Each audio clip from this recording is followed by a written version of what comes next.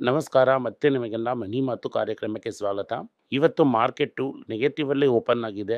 -40 points. ಅದೇನು ದೊಡ್ಡ fall ಏನಲ್ಲ. ಬ್ಯಾಂಕ್ ನಿಫ್ಟಿನೂ ಕೆಳಗಡೆ ಇದೆ. ಸೆನ್ಸೆಕ್ಸು 200 ಪಾಯಿಂಟ್ಗಿಂತ ಕೆಳಗಡೆನೇ ಇದೆ. ನಿನ್ನೆ ನ್ಯಾಸ್ಡಾಕು ಭಯಂಕರವಾಗಿ ಬಿದ್ದಿತ್ತು. ಯಾಕೆ ಅಂತಂದ್ರೆ ಟ್ರಂಪ್ ಭಾಗವತರು ಒಂದು ಬಾಲ್ ಹಾಕಿದ್ರು. ಈ ಟ್ರಂಪ್ ಭಾಗವತರು ಏನ್ ಹೇಳಿದ್ರು ಅಂತಂದ್ರೆ, ನಾನು ಎಲಾನ್ ಮಸ್ಕ್ನ ಕಟ್ಟಾಕಿ ಎತ್ತಾಕಿ ಅವ್ರನ್ನ ಸೌತ್ ಆಫ್ರಿಕಾಗೆ ತಿರ್ಗಾ ಕಳಿಸ್ಬಿಡ್ತೀನಿ, ಅವರ ಸಿಟಿಸನ್ಶಿಪ್ನೇ ಕ್ಯಾನ್ಸಲ್ ಮಾಡ್ಬಿಡ್ತೀನಿ. ಯಾಕಂದ್ರೆ ಇಲಾನ್ ಮಸ್ಕ್ಗೂ ಟ್ರಂಪ್ ಭಾಗವತರಿಗೂ ಮತ್ತೆ ಫೈಟು ಶುರುವಾಗಿದೆ.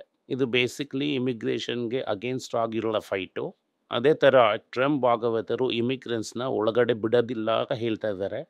ಆದ್ರೆ ಹೈಟೆಕ್ಗೆ ಇಮಿಗ್ರೆಂಟ್ಸ್ ಇಂಡಿಯಾದ ಡೇಲಿಂದ ತುಂಬಾ ಜನ ಬೇಕಾಗ್ತಾರೆ. ಬೇಸಿಕ್ಲಿ ಆ ಕುಸ್ತಿ ಇದು ಔಟ್ ಆಫ್ ಕಂಟ್ರೋಲ್ ಸ್ಪಿಲ್ ಆಗ್ತಾನೆ ಇದೆ. ಅದರಿಂದ ನಿನ್ನೆ 10%, ಆಲ್ಮೋಸ್ಟ್ 8% ಆ ಸಮಯದಲ್ಲಿ ಟೆಸ್ಲಾನ ಹೊಡೆದಿದ್ರು. ಅದರಿಂದ ನಾಸ್ಟ್ಯಾಕು ಬಿತ್ತು. ಅದೇ ತರ ಜಪಾನ್ ಜೊತೆನು ಯುರೋಪಿಯನ್ ಯೂನಿಯನ್ ಜೊತೆನು ಟ್ಯಾರಿಫ್ ಇಲ್ಲ. ಸೊ ಈ ಇಂಡಿಯಾ ಟ್ಯಾರಿಫ್ ಅಗ್ರಿಮೆಂಟ್ ಬಂದಿಲ್ಲ. ಇಂಡಿಯಾ ಮಾತ್ರ ಶರಣಾಗತಿ ಆಗ್ಬಿಡುತ್ತೆ ಅಂತ ಟ್ರಂಪ್ ಹೇಳ್ತಾ ಇದ್ದಾರೆ. ಬಟ್ ನಮ್ಮ ಕಡೆಯಿಂದ ಏನು ಸುದ್ದಿನೇ ಇಲ್ಲ.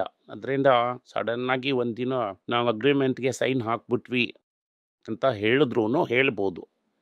ಅದು ಯಾವ ಥರ ಅಗ್ರಿಮೆಂಟ್ ಅನ್ನೋದನ್ನ ನಾವು ಕಾದಿದ್ದೇ ನೋಡಬೇಕು.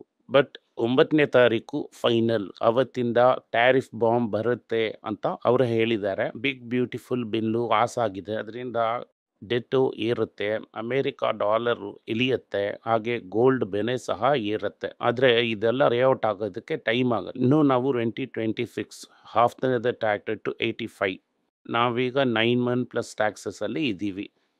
ಅದರಿಂದ ನಮಗೆ ಏನು ಚಿಂತೆ ಇಲ್ಲ. ಗೋಲ್ಡು ನಮ್ಮ ಟಾರ್ಗೆಟ್ ರೇಟ್ಗಿಂತ ಜಾಸ್ತಿನೇ ಹೋಗ್ತಾ ಇದೆ. ನಾವು ತಾಳ್ಮೆಯಿಂದ ಕಾಯ್ತಾ ಇದ್ವಿ ಅಂದರೆ ಅದರಿಂದ ಒಂದು 15% ಬರೋದಕ್ಕೆ ಸಾಧ್ಯತೆ ಇದೆ. ಒಂದು 27-28 ಒಳಗಡೆ ಪೋಲ್ ತುಂಬ ಫಾಸ್ಟ್ ಆಗಿ ರೇಟ್ ಕಟ್ ಮಾಡಿದ್ರು ಅಂತಂದ್ರೆ ಇನ್ನೂ ಫಾಸ್ಟ್ ಆಗಿ ನಮ್ಮ ಗೋಲ್ಡ್ ಬೆಲೆ ಏರುತ್ತೆ.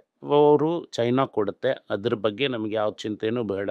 5% ಏರಿದಂಥ ಇಂಡಸ್ಇಂಡ್ ಬ್ಯಾಂಕ್ ಅಲ್ಲಿ ಸ್ವಲ್ಪ ಪ್ರಾಫಿಟ್ ಟೇಕಿಂಗ್ ಇದೆ. ಯಾರೆಲ್ಲ 1200 ತೆಗೆದ್ಬಿಟ್ಟು ವೀಕ್ಷಣೆ ಮಾಡ್ಕೊಂಡು ಕೂತಿದ್ರು ಅವರೆಲ್ಲ 1-2 ಅಂತ ಈಗ ಕನ್ಸಿಡರ್ ಮಾಡ್ಬೋದು. ಯಾಕಂದ್ರೆ ಇದು ಇನ್ನೂ ಸ್ವಲ್ಪ ಅಪ್ಸೈಡ್ ಇದೆ. ಇದನ್ನ RBIನೇ ಡಿಸೈಡ್ ಮಾಡಬೇಕು. ಲಿಸ್ಟ್ನ ಅವರು RBI ಹತ್ರ ಕೊಟ್ಟಿದ್ದಾರೆ. ಸೌತ್ ಇಂಡಿಯನ್ ಬ್ಯಾಂಕ್ ರಿಸಲ್ಟ್ಸ್ ಚೆನ್ನಾಗಿ ಬಂದಿತ್ತು. ಪ್ರಾಫಿಟ್ 10% ಏರಿತ್ತು. ಅಡ್ವಾನ್ಸ್ 8-10% ಏರಿತ್ತು.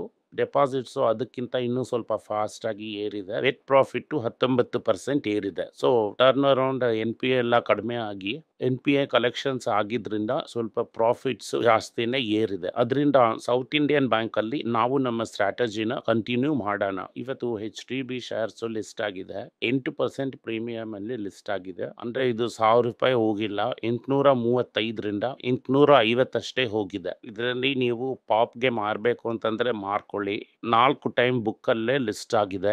ಕರೆಕ್ಷನ್ ಬಂತು ಅಂತಂದ್ರೆ 3.5ಗಿಂತ ಕೆಳಗಡೆ ಹೋಯ್ತು ಅಂತಂದ್ರೆ ನಾವು ನೋಡೋಣ. ಈಗ ಸದ್ಯಕ್ಕೆ ನಾವು ಕನ್ಸಿಡರ್ ಮಾಡುವ ರೇಂಜ್ ನಲ್ಲಿ ಇಲ್ಲ.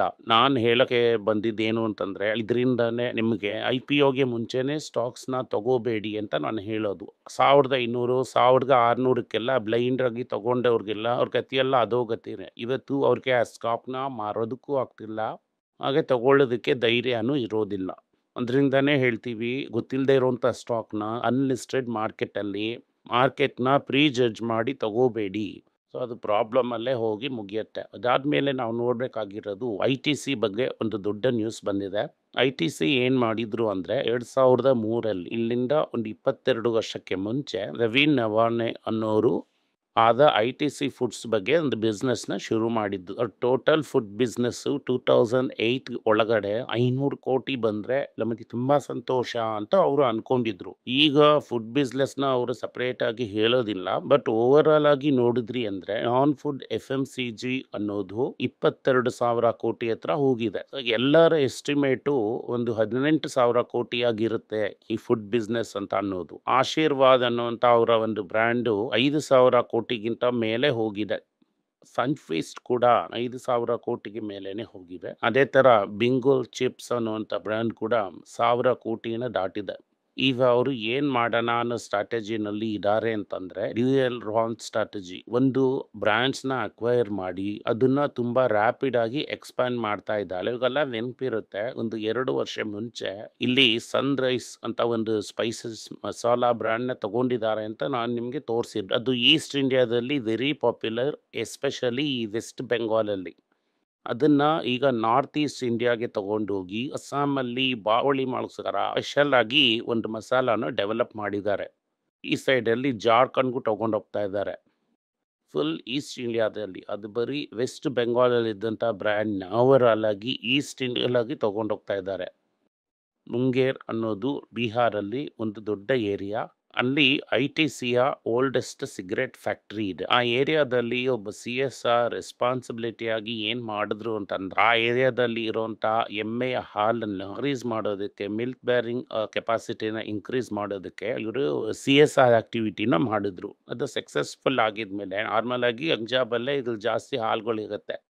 ಸೊ ಆ ಹಾಲನ್ನ ಕಲೆಕ್ಟ್ ಮಾಡಿ ವೆಸ್ಟ್ ಬೆಂಗಾಲ್, ಜಾರ್ಖಂಡ್ ಇಲ್ಲೆಲ್ಲ ಮಾರೋದಕ್ಕೆ ಶುರು ಮಾಡಿದ್ರು. ಈಗ ಅಲ್ಲಿ ಅಮೂಲ್ ಕೂಡ ಬಂದಿದ್ದಾರೆ. Local Bihar state cooperative brand ಕೂಡ ಇದೆ. ಆದ್ರೆ ಆಶೀರ್ವಾದಲ್ಲೇ ಸ್ವಸ್ತ್ ಅಂತ ಒಂದು ಬ್ರ್ಯಾಂಡನ್ನ ಹಾಕಿ ಆ ಏರಿಯಾದಲ್ಲಿ ಪೌಚ್ಡ್ ಮಿಲ್ಕ್ನ ಮಾಡ್ತಾ ಇದ್ದಾರೆ. ಅದು ಅಲ್ಲದೆ ಈ ಹಾಲಿಂದ ತುಪ್ಪ ತಯಾರಿಸಿ ಸ್ವಸ್ತ್ ಆಶೀರ್ವಾದ್ ಗೀ ಅಂತ ಎಲ್ಲಾ ಕಡೆನೂ ಮಾರ್ತಾ ಇದ್ದಾರೆ. ಈಗ ಮಂತ್ರ ಆರ್ಗ್ಯಾನಿಕ್ 24ನ ತಗೊಂಡಿದ್ದಾರೆ.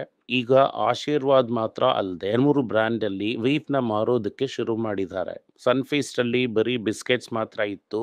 ಈಗ ಬಿಸ್ಕೆಟ್ಸ್ ಇಂದ ಬದಲಾಗಿ ಸ್ಮೂತಿ ಅಂಡ್ ಅದರ್ ಥಿಂಗ್ಸ್ ಕೂಡ ಅವರು ಮಾಡೋದಕ್ಕೆ ಶುರು ಮಾಡ್ಬಿಟ್ರು. ಇಪ್ಪಿ ನೂಡಲ್ಸ್ ಅಂತ ಅನ್ನೋದು ಕ್ಲಿಯರ್ ಆಗಿ ನಂಬರ್ 2 ಪೊಸಿಷನ್ ನ ಹಿಡಿದಿದೆ. ಜೆರಿ ಮಾರ್ಗನ್ ಏನ್ ಹೇಳ್ತಾನೆ ಅಂದ್ರೆ ಇವರು ಯಾವೆಲ್ಲ ಏರಿಯಾದಲ್ಲಿ ಇದಾರೋ ಈ ಸೋಪ್ ನ ಬಿಟ್ರೆ ಬೇರೆ ಎಲ್ಲಾದ್ರಲ್ಲೂ ಟಾಪ್ 3 ಬ್ರ್ಯಾಂಡ್ಸ್ ಅಲ್ಲಿ ಇದ್ದಾರೆ ಅಂತ ಹೇಳ್ತಿದ್ದಾರೆ.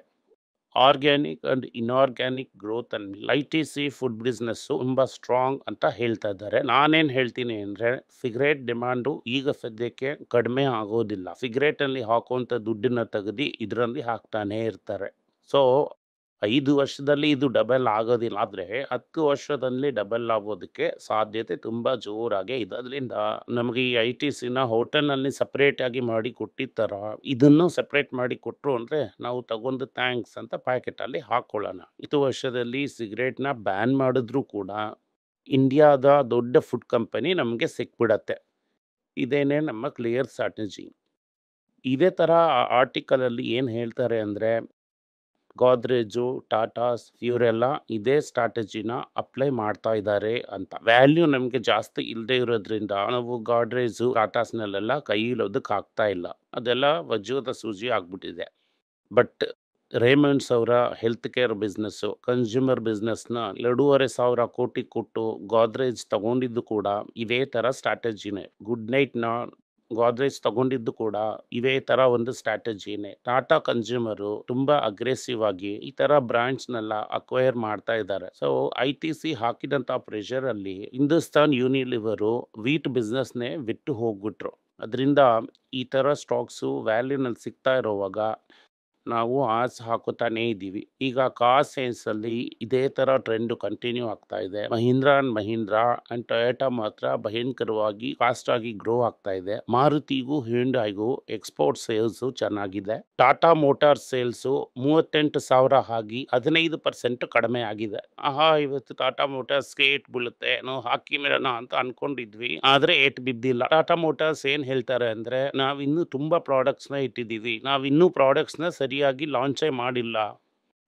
ತಿರ್ಗಾ ನಾವು ಒಂದೊಂದು ಸೆಗ್ಮೆಂಟಲ್ಲೂ ಪ್ರಾಡಕ್ಟ್ನ ಲಾಂಚ್ ಮಾಡಿ ನಾವು ತಿರ್ಗಾ ನಮ್ಮ ಪೊಸಿಷನ್ನ ದಕ್ಕಿಸ್ಕೋತೀವಿ ಅಂತ ಹೇಳ್ತಾ ಇದ್ದಾರೆ. ಅದೇ ಸಮಯದಲ್ಲಿ ವಿನ್ಸರು ಒಂದು ಹೈ ಎಂಡ್ ಕಾರ್ನ ಮಾಡ್ತೀವಿ ಅನ್ನೋದಾಗಿ ಹೇಳಿದ್ದಾರೆ. ಸೊ ಇದೇ ಸಮಯದಲ್ಲಿ ಡ್ಯೂಲಕ್ಸ್ನ ಕಂಪ್ಲೀಟ್ ಆಗಿ JSW ತಗೊಂಡ್ಬಿಟ್ಟಿದ್ದಾರೆ ಅಂತ ಸುದ್ದಿ ಬಂದಿದೆ. ಇದರ ಕ್ರೆಡಿಟ್ ಎಲ್ಲಾನು ಪಾತಿಲ್ ಜಿಂಡಲ್ಗೆ ಹೋಗುತ್ತೆ. ಅಂದ್ರೆ ಸಜನ್ ರೆಂಡಲ್ ಮಗನಿಂದ ಮಾತ್ರ ಇದನ್ನ ಮಾಡಕ್ಕೆ ಸಾಧ್ಯ ಆಯ್ತು ಅಂತ JSW ಇದನ್ನ ಹೇಳಿದ್ದಾರೆ. ಆಮೇಲೆ ಮೇನ್ ಥಿಂಗ್ ಏನು ಅಂದ್ರೆ ಏಷ್ಯನ್ ಪೇಂಟ್ಸ್ ಮೇಲೆ ಕುಮಾರ ಮಂಗನಂಗ್ ಬಿರ್ಲಾ ಕೊಟ್ಟಂತ ಕಂಪ್ಲೇಂಟ್ ಒಪ್ಪಿ CCI ಇನ್ವೆಸ್ಟಿಗೇಟ್ ಮಾಡೋದಕ್ಕೆ ಶುರು ಮಾಡಿದ್ದಾರೆ.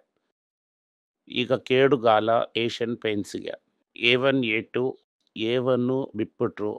ಸ್ಟಾಕ್ನ ಮಾರಿ ಟಾಟಾ ಹೇಳ್ಬಿಟ್ಟು ಎಸ್ಕೇಪ್ ಆಗ್ಬಿಟ್ರು. ಇನ್ನೊಬ್ಬ ದೊಡ್ಡ ವ್ಯಕ್ತಿ ಏನು ಹೇಳಿದ್ರು, ಸಿಮೆಂಟಲ್ಲಿ A2ನ ಒಳಗಡೆ ಬಿಟ್ಟಿದ್ರಿಂದ ನಾನು ಪೇಂಟಲ್ಲಿ ಇಳ್ದಿದ್ದೀನಿ, ನಾನು A1 A2 ಅಲ್ಲದೆ ಹೋದ್ರೂ ನಾನು A3. ಅವರು ಪೇಂಟಲ್ಲಿ ಇಳ್ದಿರೋದ್ರಿಂದ ಏಷ್ಯನ್ ಪೇಂಟ್ಸ್ಗೆ ಕೇಡುಗಾಲ. ಸೊ ಇದೇನೇ ಮಾರ್ಕೆಟಲ್ಲಿ ನಾವು ವಾಚ್ ಮಾಡಬೇಕಾಗಿರೋಂಥದ್ದು. ಯಾವುದಾದ್ರೂ ತುಂಬ ಚೀಪಾಗಿ ಸಿಕ್ಕಿ ಏಷ್ಯನ್ ಪೇಂಟ್ಸು P/E ರೇಷಿಯೋ 20ಕ್ಕಿಂತ ಕೆಳಗಡೆ ಹೋಯ್ತಂದ್ರೆ ನಾವು ಕನ್ಸಿಡರ್ ಮಾಡ್ಬೋದು. ಆದರೆ ಅದು ಇನ್ನು ಮಿಡ್ 50s ಮಿಡ್ 40s ಅಲ್ಲಿ ಇದೆ. ಸೊ ಅದ್ರ ಕಡೆ ತಲೆ ಹಾಕಿ ಮಲಗಿದ್ರೂ ಕೂಡ ನಮಗೇನೆ ಅದು ರಿಸ್ಕು. ಅದರಿಂದ ಅದ್ರ ಪ್ಲಾನೇ ಹೋಗಬೇಡಿ. ಸೊ ಈಗ ನೀವು ಹಲವು ಪೇಂಟ್ ಕಂಪನಿನೇ ತಗೋಬೇಕು ಅಂತ ನೀವು ಅಂದ್ಕೊಂಡ್ರಿ ಅಂದರೆ ಹಲವು ಜಾಪನೀಸ್ ಕಂಪನೀಸು ಪೇಂಟ್ ಕಂಪನೀಸು ತುಂಬ ಚೀಪಾದಂಥ ಬೆಲೆಯಲ್ಲಿ ವ್ಯಾಲ್ಯೂನಲ್ಲಿ ಮಾರ್ಕೆಟ್ಸಲ್ಲಿ ಇದೆ. ಅದರಲ್ಲಿ ವ್ಯಾಲ್ಯೂನೇ ತುಂಬ ಇಂಪಾರ್ಟೆಂಟ್. ಈಗ ನಾನು ಹೇಳಿದ ಥರ ITCನಲ್ಲಿ ಏನೆಲ್ಲ ಈ ಲಾಂಗ್ ಡಿಸ್ಟೆನ್ಸಲ್ಲಿ ಮಾಡ್ತಾರೆ ಅನ್ನೋದು ಓಕೆ. ಆದರೆ ಇವತ್ತು ₹850ಗೆ ಆ ಥರ ಒಂದು ಬೆಲೆ ಇದ್ದು ನೀವು ತಗೊಂಡ್ರಿ ಅಂತಂದರೆ ಮುಂದಿನ 5 ವರ್ಷಕ್ಕೆ ಏನೂ ದೊಡ್ಡದಾಗಿ ರಿಟರ್ನು ಬರೋದಿಲ್ಲ.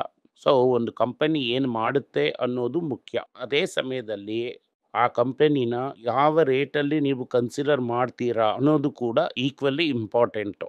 ಈಗ NBFC ಎಲ್ಲ ಸೂಪರಾಗಿ ಮಾಡುತ್ತೆ. ಯಾಕೆ ಅಂತಂದರೆ RBI ಪಾಲಿಸಿನ ತೆಗೆದುಬಿಟ್ಟಿದ್ದಾರೆ ಅಂತ ನೀವು ಅಂದ್ಕೊಂಡ್ರಿ ಅಂದರೆ ಅದು ತಪ್ಪು. RBI ಪಾಲಿಸಿನ ಕೊಟ್ಟ ಮೇಲೂ ಕೂಡ NBFCಗೆ ಲೆಂಡ್ ಮಾಡೋದಕ್ಕೆ ಬ್ಯಾಂಕ್ಸ್ ರೆಡಿ ಇಲ್ಲ, ಇಂಟ್ರೆಸ್ಟ್ ರೇಟು ಕಡಿಮೆ ಮಾಡೋದಕ್ಕೆ. NBFCs ಎಲ್ಲ ಏನು ಮಾಡ್ತಾ ಇದ್ದಾರೆ ಅಂದರೆ ಬಾಂಡ್ ಮಾರ್ಕೆಟಲ್ಲಿ ಎಂಟರ್ ಮಾಡಿ ಬಾಂಡ್ನ ಸೇಲ್ಸ್ ಮಾಡ್ತಾ ಇದ್ದಾರೆ. ನೀವೇನಾದರೂ ತಪ್ಪಾಗಿ ಒಂದು NBFC ಬಾಂಡ್ನ ತಗೊಂಡ್ರಿ ಅಂತಂದರೆ ತಲೆ ಮೇಲೆ ಬಿಳಿ ಬಟ್ಟೆನೇ ಹಾಕೋಬೇಕಾಗುತ್ತೆ. ಅದರಿಂದ ಕರೆಕ್ಟಾಗಿ ಕೇರ್ಫುಲ್ಲಾಗಿ ಯಾವ ಬಾಂಡ್ನ ಹೋಗಬೇಕು ಅಂತ ಗೊತ್ತಿರೋರ ಹತ್ರ ಕೇಳಿ ಸೆಲೆಕ್ಟ್ ಮಾಡ್ಕೊಳ್ಳಿ. ಸೊ ಇದಕ್ಕೆ ಎಕ್ಸ್ಪರ್ಟ್ ಅಡ್ವೈಸ್ ಬೇಕಾಗುತ್ತೆ. ಇದು ಸ್ಟಾಕ್ ಥರ ಅಲ್ಲ. ಅದಾದಮೇಲೆ ಸ್ವಿಗ್ಗಿ ಏನು ಮಾಡಿದ್ದಾನೆ, 99 ಸ್ಟೋರ್ 175 ಸಿಟಿಗಳಲ್ಲಿ ಜಾಕ್ ಸ್ಟೋರ್ಸ್ನ ಲಾಂಚ್ ಮಾಡಿದ್ದಾರೆ. ಸೊ ಇದರಿಂದ ಏನು ಹೇಳ್ತಾ ಇದ್ದಾರೆ ಅಂತಂದರೆ ಈ ಜಾಕ್ ಸ್ಟೋರ್ಸಿಂದ ನೀವು ₹99ಗೆ ಒಂದು ಆರ್ಡರ್ನ ಕೊಟ್ರಿ ಅಂತಂದರೆ ನಿಮಗೆ ಎಕೋ ಸೇವರ್ ಅನ್ನುವಂಥ ಒಂದು ಹೆಸರಲ್ಲಿ ಡೆಲಿವರಿನ ಫ್ರೀಯಾಗಿ ಕೊಡ್ತೀವಿ ಅಂತ ಹೇಳ್ತಾ ಇದ್ದಾರೆ. ಯಾಕೆ ಅಂತಂದರೆ ಝೆಪ್ಟೋ ಇನ್ನೂ ಚೀಪಾಗಿ ಪ್ರಾಡಕ್ಟ್ಸ್ ಸಬ್ 99ಗೆ ರಫು ರೋಲು ಇದನ್ನೆಲ್ಲ ಸಪ್ಲೈ ಮಾಡೋದಕ್ಕೆ ಶುರು ಮಾಡಿಬಿಟ್ರು. ಅದರಿಂದ ಇದು ಒಬ್ರಿಗೊಬ್ರು ಹೊಡೆದಾಡ್ಕೊಂಡು ಮಾರ್ಕೆಟಲ್ಲಿ ಯಾರೂ ಪ್ರಾಫಿಟೇ ಮಾಡೋಕ್ಕಾಗದೇ ಇರೋವಂಥ ಇಂಡಸ್ಟ್ರಿನೇ ಇದು. ಯಾಕೆ ಅಂತಂದರೆ ರ್ಯಾಪಿಡೋ ಕೂಡ ಇದ್ರೊಳಗಡೆ ನುಗ್ಗೋಣ ಅಂತ ನೋಡ್ತಾ ಇದ್ದಾನೆ. ಸೊ ಈ ಥರ ಕಂಪನಿಗಳನ್ನೆಲ್ಲ ಅವಾಯ್ಡ್ ಮಾಡೋದು ನಮಗೆ ಒಳ್ಳೆಯದು. ಯಾಕೆ ಅಂತಂದರೆ ವ್ಯಾಲ್ಯೂನ ಮುಂಚೆನೇ ಅವರು ಖಾಲಿ ಮಾಡಿದ್ದಾರೆ. ಈಗ 99 ರುಪೀಸ್ಗೆ ಊಟನ ಮನೆಗೆ ಡೆಲಿವರಿ ಮಾಡಿ ಹೇಗೆ ದುಡ್ಡನ್ನ ಸಂಪಾದಿಸ್ತಾರೆ ಅನ್ನೋದು ನನಗೆ ಗೊತ್ತಿಲ್ಲ. ಸೊ ಅದನ್ನು ಬಿಡಿ.